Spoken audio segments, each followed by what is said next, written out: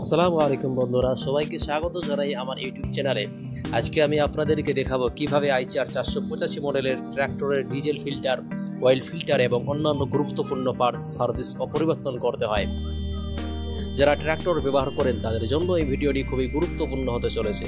তাহলে আসুন মূল বক্তব্যে কোনো দেরি না করেই প্রথমে আমরা বলবো ডিজেল ফিল্টার নিয়ে। ডিজেল ফিল্টার হচ্ছে এমন একটি যন্ত্রাংশ যা ইঞ্জিনে যাওয়ার আগেই ডিজেলের ভিতর ময়লা ও পানি আলাদা করে দেয়, ফলে ইঞ্জিন সুরক্ষিত থাকে এবং দীর্ঘস্থায়ী হয়। প্রতি 250 থেকে 300 ঘন্টা ব্যবহারের পর ডিজেল ফিল্টার পরিষ্কার অথবা পরিবর্তন করা উচিত। এরপর আসি অয়েল ফিল্টারের কথায়। ইঞ্জিন অয়েলের মধ্যে জমে থাকা ধুলাবালি, কার্বন ও অন্যান্য অবাঞ্ছিত পদার্থগুলোকে ফিল্টার করে এটি।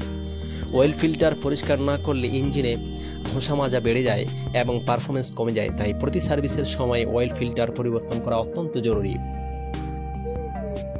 আরও কিছু গুরুত্বপূর্ণ পার্টস আছে যেগুলো নিয়মিত চেক করা দরকার। এয়ার ফিল্টার প্রতিদিনে ব্যবহার ধুলাবালি জমে থাকে, তাই সপ্তাহে অন্তত একবার পরিষ্কার করুন। হাইড্রোলিক অয়েল চেক করুন, দেখুন পরিমাণ ঠিক আছে কিনা, না হলে কাজের সমস্যা হবে।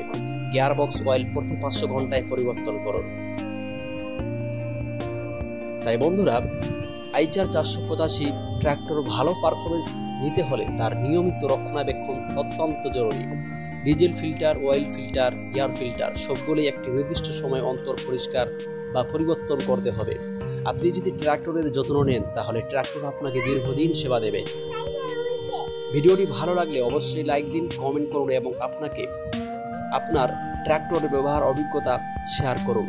আর ভবিষ্যতে এমন আরও দরকারি ভিডিও পেতে হলে চ্যানেলটি সাবস্ক্রাইব করে পাশে থাকা বেল আইকনটি বাজিয়ে রাখুন। ধন্যবাদ সবাইকে, ভালো থাকবেন, সুস্থ থাকবেন। আসসালামু আলাইকুম ওয়া রাহমাতুল্লাহ।